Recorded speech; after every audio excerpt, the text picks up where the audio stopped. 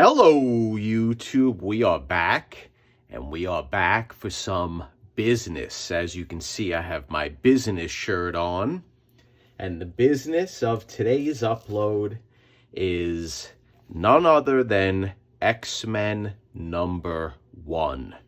Now, this is Sauce Dog Comics X-Men #1 that I'm going to work on for him. Now, go check out Sauce Dog Comics Instagram. He's from Canada, and he reached out to me. Here's the first upload in relation to the book. Go check it out so you can watch this series from the beginning to the end. And as I promised in the last few uploads, I'm going to hit it hard for the year 2024, and we're going to do a lot of fun things on the channel, and we're going to try to do things that will basically set us apart. And the first thing I'm going to do is I'm going to take off my overhead lights, especially with the plastic wraps, because I don't think the books come out very well. And I'll put my side light on. See, we're very advanced in Jerry the Jitterbug's channel. So, what are we doing? What we're going to do is we have the front cover, which is right here. This plastic holder has a few pieces of Magneto that we want to put back into place. Then what we have is we have a back cover. And here is the back cover. And what I plan on doing is I want to leaf cast the front and the back cover together to make one cover. So basically we are marrying the back cover to the front cover. Now this cover, with research, I just realized this is from Sergeant, what's his name again? Sergeant Fury, and the Howling Commandos #3. Now interestingly is that Sergeant Fury and the Howling Commandos #3 came out in September, or a cover date, not came out, a cover date of September 1963.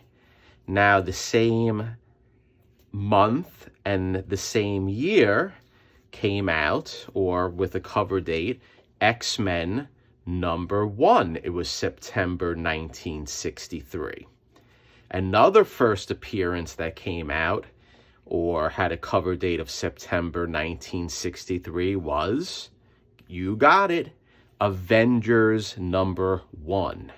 That was a real kick-ass year for Marvel Comics. A lot of good first or wonderful first appearances or team appearances. So this back cover right here, which came from Sergeant Fury's book, is the same back cover for the X-Men #1, and it's also the same back cover for the Avengers #1. And I know this because there was an Avengers #1 on Instagram that I wanted to buy, a very low grade that was missing a back cover.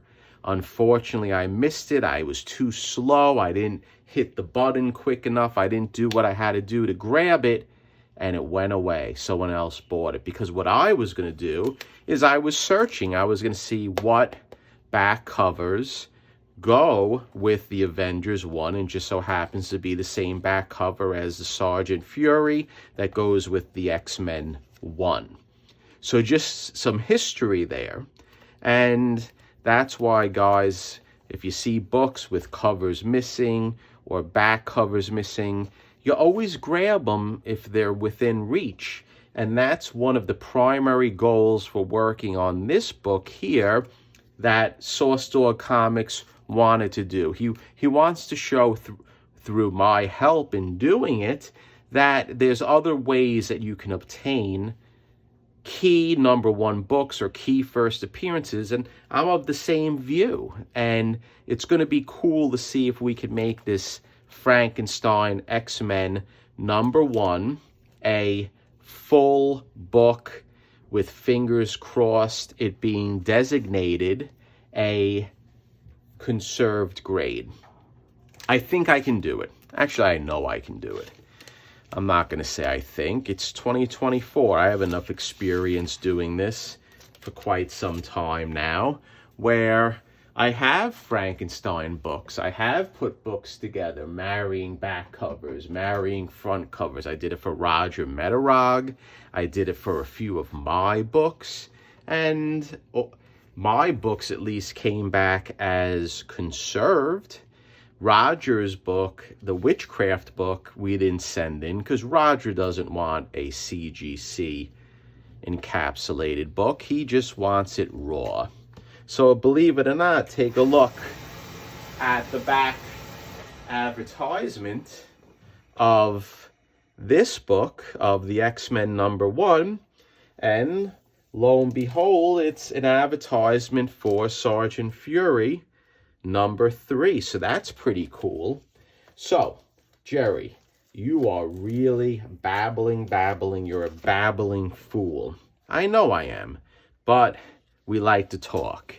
If we don't talk, what are we going to do? We're just going to look at comics and not talk about them and not talk about how we're going to fix them and things of that nature.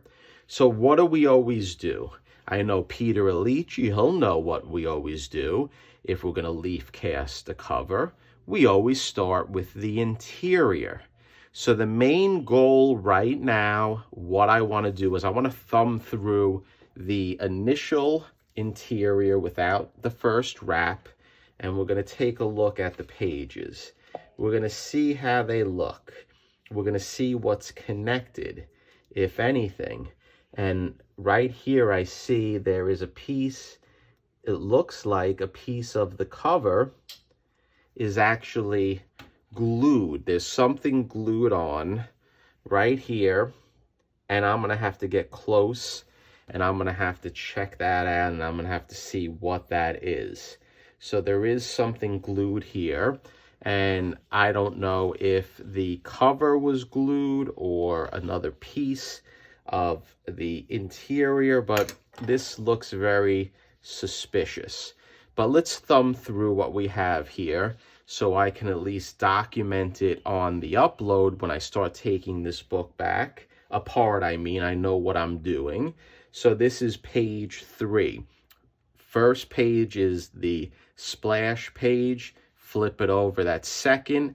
So this is page 3. And let's go through for the viewing pleasure of people at home. Page 4, very nice. I guess that's Iceman there looking like a snowman. This is the Beast. This is truly amazing part of history. Then what do we have? We have page 6 here. So 5, 6. We got a little piece of paper in here. That's pretty good. 6. Okay, then we have an advertisement page. Let's flip it through. And so far, it's looking pretty decent. It looks a little short to me. I'm going to be honest, the cut of the book. But again, this may be just the Silver Age cut. I'll have to compare it to a few Silver Age books I have. I don't think it's trimmed or anything, but let's keep on going. 6, 7, this is 8. And then we got 9. And then we have 10 here. And again, I hope that people are enjoying this. 11, there's Magneto. And I believe, yes, this is the first appearance of Magneto right here. So if people want to relish and take a look at what Magneto looked like the first appearance. So we got page 11, page 12. Let's go through. We got page 14. Here's an advertisement of Mickey Mouse. And then here we go. We got the staples right here. And right now I can tell you that the staples are rusted. So we're going to have to do some work on the staples. Let's flip it. That's 14, 15, 16. 17, 18, 19, and then we got a nice advertisement here. Look at that, Amazing Spider-Man number 4. And then we got 20, and then we got 21, 22, and then this will be 23 right here. So the issue is I have to determine what is going on with the pages here, because what we have is the first wrap right here. So let's take a look at the first wrap. Let's see what we're dealing with. And that's only going to be the subject for this upload. I'm not going to start taking the book apart because I want to try to do shorter uploads, and it's going to be a process. And everyone knows it's a process. It's not 1, 2, 3, thank you, we're done. It's a slow process. So we got a first wrap here. Now this first wrap is not original to the book. Okay, so here you go. Here's your first wrap. Okay, beautiful. We definitely have some damage here. So the issue is, let's see how much it lines up and whether we can get away with minimum leaf casting or things of that nature. So lucky for us, it is pretty lined up. It's not that bad, guys. Not bad at all. I do feel a little tackiness that we may have to take off, but not much. So here is your full interior of the book. Now, one thing that I am thinking about is I honestly think that in order to do this book justice, we are going to have to either leaf cast it or repair it with Tengojo paper, because there are a lot of rips here and there. And if this is going to be a complete conservation, I would definitely recommend leaf casting.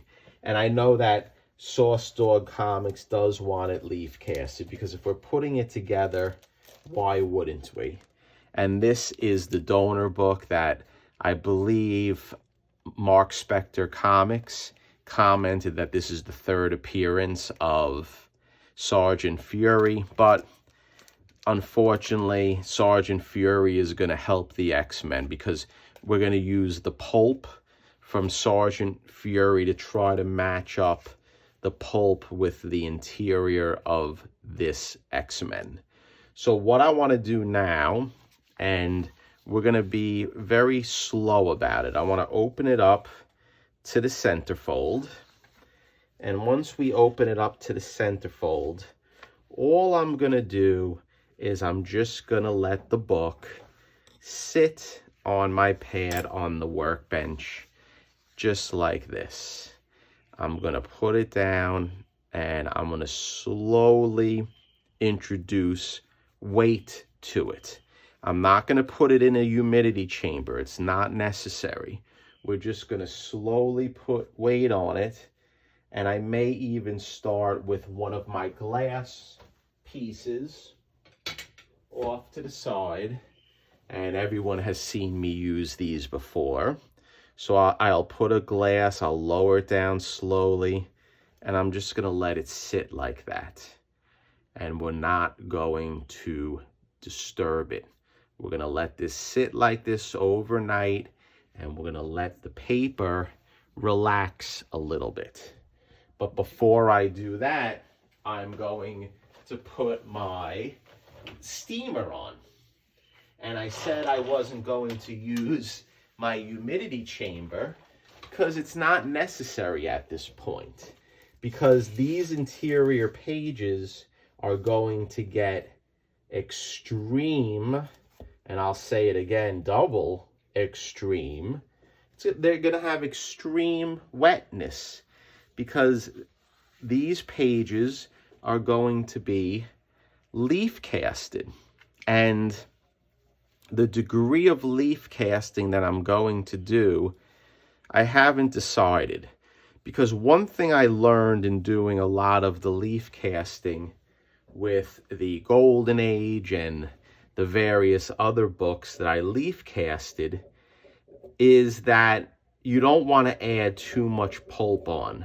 Even if you add a little bit of pulp onto the book, what happens is it builds up and it builds up and it builds up, and you wind up making a thin book like this book into a thicker book.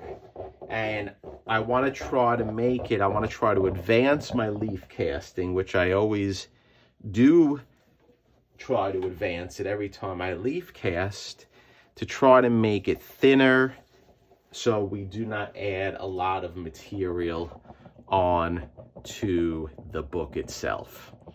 And that is something that I am going to do with this book, and you'll see it live on recording or on iPhone recording. So semi-live being done but recorded, if that makes sense. And actually it doesn't make sense, but we always can't make sense in life, right? Sometimes we have to say a little crazy things here and there that doesn't make sense. And there's nothing wrong with that. So we just introduced a little moisture. I'm gonna lay it down just like that. We'll put a little bit more when it's there on my work pad. Very simple, easy peasy, nothing crazy.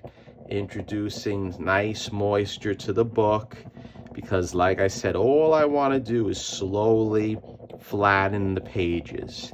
And sometimes with Golden Age books, you have to be careful when you flatten the books. You just can't open up a Golden Age book and I'm gonna put it flat and put weight on it, because you know what happens? You'll split the whole darn book. So you need to be patient. You need to take your time doing these things. And I am going to try to make this the best conservation project that I did, or that I have done since I started doing this. And you have to understand that when I work on Silver Age books, it's a complete different animal, okay? It is not something like a Golden Age book, which is a hardy book, depending on whether it's brittle or not.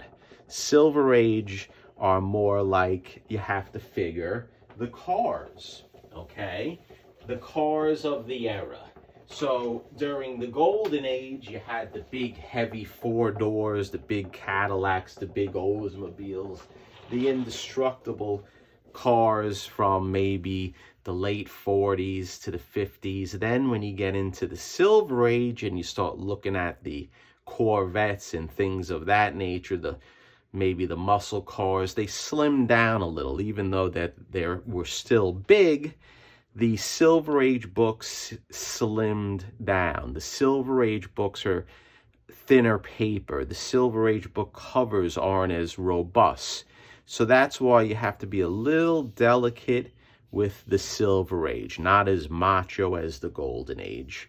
So that's it. Very simple but long upload, longer than I wanted it to be.